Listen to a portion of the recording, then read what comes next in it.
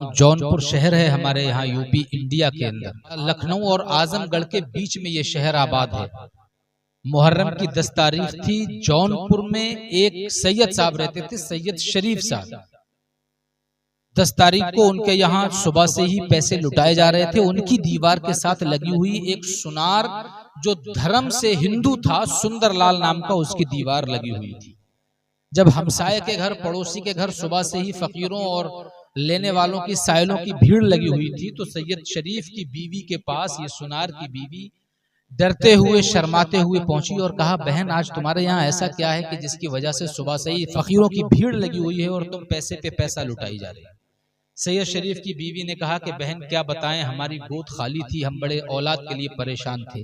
अल्लाह का अता करदा सब कुछ है, बाग बागीचे, धन दौलत, जायदाद, जागीरें, सब कुछ है, मगर अल्लाह ने औलाद से महरूम रखा था। कोई औलाद नहीं थी हमारे। मुहर्रम की 10 तारीख को जिक्र शहादत होता है हमारे यहाँ। पिछली साल हमने गिड़गिड़ा करके इमाम हुसैन की बारगाह में गुजारिश की थी। उन्होंने अल्लाह की बारगाह में हमारे लिए ऐसी दुआ की कि इसी साल हमारे यहाँ एक बच्चा पैदा हुआ और आज 3 महीने का वो हो गया है। हमारा इरादा था कि लौट के मुहर्रम की 10 तारीख को ही इस बच्चे के ऊपर से जर निसार करेंगे। सारे शहर के भिखारी, सारे शहर के साइल आपको यहाँ नजर आ रहे हैं। इतना सुनते ही सुंदरलाल की बीवी, जो सैयद शरीफ की पड़ोसन थी, उनका चेहरा उतर गया, आंखों से बेतहाशा आंसू बहने लगे। सैयद शरीफ की बीवी ने दस्ते शफकत दिल पे रखा, और जब कोई दुखा हुआ होना और कोई जरा सी ढारस बंधाए तो रोना और तेज हो जाता है, आंसू और तेज बहने लग जाते हैं। जब आंसू और तेज बन गए, हिचकियां लेने लगी।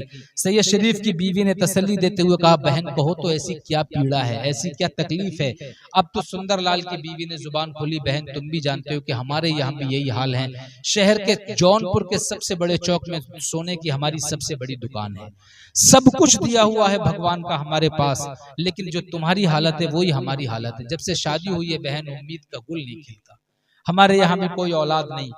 तुम्हारे यहाँ तो जो तुम्हारे जिस देवता ने तुम्हें औलाद दी है, हुसैन है वो, और वो तो मुसलमानों के देवता हैं, तो हम हिंदुओं की वो क्यों कर सुनेंगे। काश कि हम भी मुसलमान होते। ये हसरत भरी बातें सुंदरलाल सुनार की बीवी के मुंह से निकली तो सैयद शरीफ की बीवी ने दिलासा देते हुए कहा कि बहन, वो करबला वाले लोगों का धर्म नहीं देखते, लोगों का अकीदा नहीं देखते। वो तो हमारी किताबों में लिखा है कि अल्लाह ने उन्हें ऐसा मकाम अता किया है कि करबला के राज सिंहासन से बैठ के वो दोनों जग पे हुकूमत करते हैं। लिहाजा तुम सच्ची आस्था रखो और उनके नाम का ये शरबत पी लो और उनके जिक्र के मालिदे की कुछ टुकड़ियां खा लो। आस्था रखो, तुम्हारा भी काम हो जाएगा। मरता क्या ना करता। सुंदरलाल की बीवी ने थोड़ा सा शरबत पिया और हाथ जोड़ करके करबला की तरफ मुंह करके बोली, हे करबला के राज दुलारे, तुम तो मुसलमानों के देवता हो, लेकिन अगर इस हिंदू बेटी की भी आवाज सुन सकते हो तो मैं तुमसे भीख मांगती हूँ कि मेरी भी गोद हरी भरी हो जाए। मेरे यहाँ भी एक हमारा कोई नाम चलाने वाला, हमारा चिराग जलाने वाला कोई जन्म ले ले। सैयद शरीफ की बीवी से इजाजत लेकर हंसी खुशी गई। शाम को सुंदरलाल को पूरी कहानी बताई, लेकिन सुंदरलाल ने भी सुनी अनसुनी कर दी। कुछ और दिन गुजरे तो शहर की मशहूर दाई को बुलाया। जब शहर की मशहूर दाई आई और उसने इस बात की तस्दीक कर दी कि सुंदरलाल की बीवी पेट से है, अब तो सुंदरलाल के घर में खुशी की कोई इंतहा ना रही। जहां हजारों हकीम, वैद और तमाम तरह के इलाज करा के थक गए थे, कोई उम्मीद नहीं बराई। सिर्फ करबला वाले की सबील का शरबत पी करके उम्मीद पैदा हो गई। दिन बीतने लगे। 9 महीने के बाद एक चांद से चेहरे वाली बच्ची ने सुंदरलाल के घर में जन्म लिया। 3 महीने के बाद मुहर्रम की जब 10 तारीख आई ना, तो सैयद शरीफ के घर जाकर के जिक्र शहादत में सुंदरलाल की बीवी अपनी बेटी को ले जाकर के जिक्र शहादत में शरीक हुए। तमाम अपने मेहमानों को मदू करके सुंदरलाल ने अपने घर पे छठी का बड़ी एहतिमाम के साथ इंतजाम किया और मुहर्रम की 10 तारीख को ही छठी मनाई। और सुंदरलाल ने बहुत सी अशरफियां, बहुत से पैसे अपनी छोटी सी बच्ची के सर से उतारे और फकीरों में या हुसैन कह करके तकसीम कर दिए। घर आए हुए मेहमानों को ये तकलीफ हुई और उन्होंने कहा, तुम यार अजीब हिंदू हो, तू धर्म रख के और मुसलमानों के देवता को पुकारते हो। खैर वो क्या जानते कि इसके पीछे क्या फलसफा था। सब लोग नाराज हो करके चले गए। कुछ ये लड़की धीरे धीरे जब जवान हुई तो इसके हुस्न का शोहरा पूरे जौनपुर और जौनपुर के इलाके में फैल गया। रंग को देख करके लोगों ने इसे बचपन से ही लाला कहना शुरू कर दिया था। जब लाला जवान हो गई तो सुंदर लाल की बीवी ने एक दिन सैयद शरीफ की बीवी से जिक्र किया कि बहन, जिस तरह से पुरानी रीत है कि बेटियों को हमेशा घर नहीं रखा जाता, मैं चाहती हूँ कि अब लाला के हाथ पीले कर दूं, लेकिन क्या करूं। लाला ने एक बड़ी शर्त लगा दी है। वो कहती है कि मेरे लिए ऐसा वर ढूंढना माँ कि जिसने पूरी जिंदगी में कभी किसी अजनबी औरत का चेहरा ना देखा हो, लेकिन हम अपनी बच्ची की, हमारी इकलौती बच्ची है, हम उसके साथ गलत तो नहीं कर सकते। उसने जो कहा है हम ऐसा ही वर ढूंढेंगे। रिश्ते तो बहुत आते हैं लेकिन ऐसा कोई वर नहीं मिलता। सैयद शरीफ की बीवी ने भी कहा कि हाँ बहन, उस बेटी का मिजाज अलग ही है, बड़ी नेक बच्ची है, उसके साथ धोखा मत करना, जैसा वो चाहती है, अगर अल्लाह ने चाहा तो तुम्हें जरूर ऐसा रिश्ता मिल जाएगा। एक दिन सुंदरलाल बड़ी तेजी में खुशी खुशी अपने घर में दाखिल हुए। अपनी बीवी को मुबारकबाद देते हुए बोले, बीवी आज मेरी खुशी की कोई इंतहा नहीं, जैसा हमें वर चाहिए था, जैसा दूल्हा चाहिए था, वैसा नूरुद्दीनपुर नाम का जो एक गाँव है बराबर में, वहां ऐसा नौजवान मिल गया है जो घर से नहीं निकलता, अपने बाप से जरगरी का फन सीख लिया है और घर में बैठे बैठे ही कुछ कमा लेता है और बचपन से ही साधु संतों की सोहबत में रहा है। उसका भी यही कहना है कि मेरे लिए कोई ऐसी बीवी तलाश करो जिसने कभी गैर मर्द का चेहरा ना देखा हो। हंसी खुशी ये रिश्ता कबूल कर लिया गया। मंगनी हो गई। अब जैसे ही मंगनी हुई तो जौनपुर में जो जौनपुर के जागीरदार का बेटा था ना, वो बड़ा बदमाश किस्म का लड़का था। उसके पास गुंडों की एक पूरी जमात थी, जिससे वो जिस लड़की को चाहता था उन गुंडों से उठवा लेता था। अपनी शबिस्तान ऐश को हमेशा गर्म रखा करता था। इस लड़के ने भी लाला की हुस्न के चर्चे सुन रखे थे। एक दिन अपनी माँ के पास गया। चूंकि इसकी माँ खानदानी राजपूत थी, उसकी आन बान किसी रानी से कम नहीं थी। अपनी माँ से बोला, माँ मुझे लाला के साथ शादी करनी है वरना जहर खा करके अपनी जान दे दूंगा। माँ कहती है, बेटा तेरी माँ जब तक जिंदा है मैं खानदानी राजपूत हूँ, एक जरा सी लड़की के चक्कर में तुम इतनी बड़ी कसम खा बैठे हो, क्यों अपनी जान को हल्कान करते हो।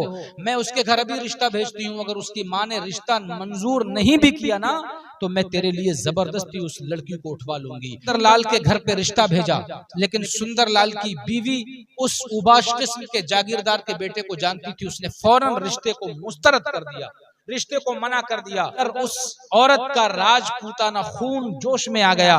कसम खाने लगी, बोली देखूंगी कहां करेगी ये डोली तो अपने दरवाजे ही ला करके दम लूंगी। अपने बेटे से कहा, बेटा परेशान ना हो, तू अपने आदमियों से कह दे कि आज से नजर रखें, लाला की डोली जिस दिन उठे मुझे खबर कर दें। वो डोली उसके दूल्हा के यहाँ जाने के बजाय मेरे दरवाजे पे आके अगर ना लगी तो मैं भी राजपूत की बेटी नहीं। दिन गुजरने लगे। नूरुद्दीनपुर से बारात आ गई जौनपुर में, और जब जौनपुर में बारात आई पूरी आबोताब के साथ खैर मकदम किया गया, अलग अलग मंडप लगाए गए। शाम को सबसे बड़े पुरोहित ने, शहर के सबसे बड़े ब्राह्मण ने मंत्र पढ़ा करके दोनों को शादी के बंधन में जोड़ दिया। कहारों ने दोनों की पालकी उठाई। उधर राजपूत औरत के, उस जागीरदार के घर के गुंडे एक एक कदम की जासूसी कर रहे थे। एक जासूस खबर लाया कि लाला की डोली उठ करके जौनपुर से बाहर निकल गई है। लाला की डोली हजारों अरमानों के बाद घर से निकली। दोनों दूल्हा दुल्हन की डोलियां कहार अपने कांधे पे उठाए हुए चले हैं। नूरुद्दीनपुर के रास्ते में जब घना जंगल पड़ा, उसी वक्त कुछ घुड़सवार आए। सारे बारातियों पर उन्होंने आकर के जो तलवार बरसाना शुरू की है, कई एक को कत्ल कर दिया। सारे बाराती भाग भाग कर अपनी जान बचाकर इधर उधर चले गए। वही घुड़सवार जैसे ही दूल्हा और दुल्हन की पालकियों के करीब आए, कहारों ने देखा तो कहार पालकियां छोड़ करके भाग गए। दुल्हन भी घबरा करके पालकी से बाहर निकली, दूल्हा भी घबरा करके पालकी से बाहर निकला। इतने में जागीरदार का लड़का आया। उसने अपने गुंडों से कहा, दूल्हा के हाथ पैर बांधकर और दुल्हन को दोनों को उठा करके इस तरफ झाड़ी में ले आओ। उसके गुंडे दोनों को उठा करके झाड़ी में ले गए। जैसे ही झाड़ी में पहुंचे, इस जागीरदार के बेटे ने अपनी तलवार को उठाया दूल्हा को कत्ल करने के लिए। और जैसे ही तलवार इसने उठाई है तो लाला के मुंह से सिर्फ एक ही आवाज निकली, एक करबला वाले महाराज मेरी लज्जा बचाओ। इतनी आवाज निकली थी। इसके बाद एक बिजली सी कौंधी, जिसकी कौंध से दुल्हन तो बेहोश हो गई, दूल्हा भी बेहोश हो गया।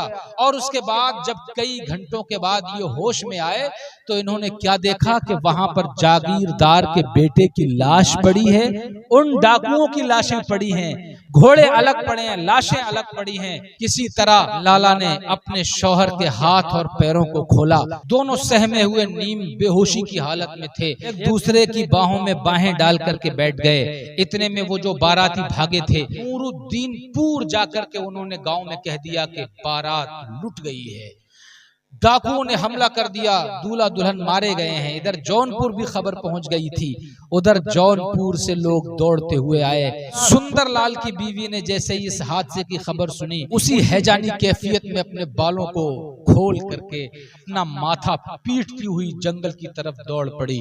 दोनों तरफ से लोग आए, उन्हें तो मालूम था ना कि बारात पे डाका पड़ा है, दूल्हा दुल्हन मार दिए गए। लेकिन जब दोनों तरफ के लोग जंगल में पहुंचे, जब जंगल में पहुंचे तो अजीब मंजर देखा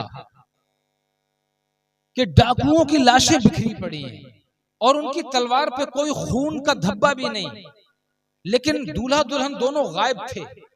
आखिर थोड़ा ढूंढने पर दूल्हा दुल्हन मिल गए। उनको जिंदा देख करके लोगों की हैरत की इंतहा ना रही। आखिर उनको लेकर के वापस जौनपुर आए। लाला को उसके घर में बिस्तर पे लाकर लिटा दिया गया। पूरा शहर का शहर, जौनपुर शहर के तमाम मुअज्जिज़ीन लाला के घर में खचाखच भरे हुए थे।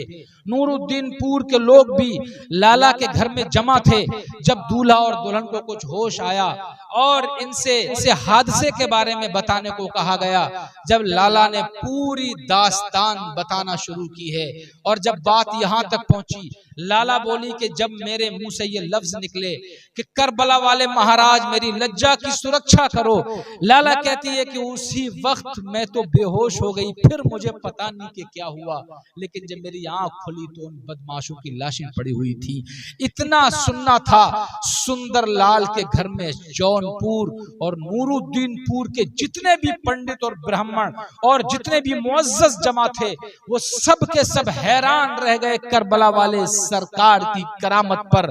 और लाला की मां सुंदरलाल की बीवी तो दोनों हाथ उठा के बोली, करबला वाले महाराज तुम सच्चे, तुम्हारा धर्म सच्चा, तुम्हारे नाना सच्चे और तुम्हारे नाना का दीन सच्चा।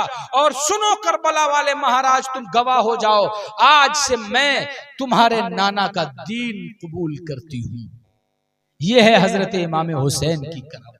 क्या किसी ने माना या नहीं माना, लेकिन मैं इतना जरूर कहता हूं कि जिसने भी उनको माना, जिसने भी उनको माना, फिर उन्होंने ये नहीं देखा कि इसका धर्म क्या है, फिर करबला वाले शहीद ने ये नहीं देखा कि इसका अकीदा क्या है, इसका मजहब क्या है, बल्कि जिसने भी करबला वाले हुसैन को मुसीबत में याद किया है, जौनपुर की तारीख कहती है कि हर उसकी अल्लाह की अता से उसकी मदद करबला वाले शहीद ने की है।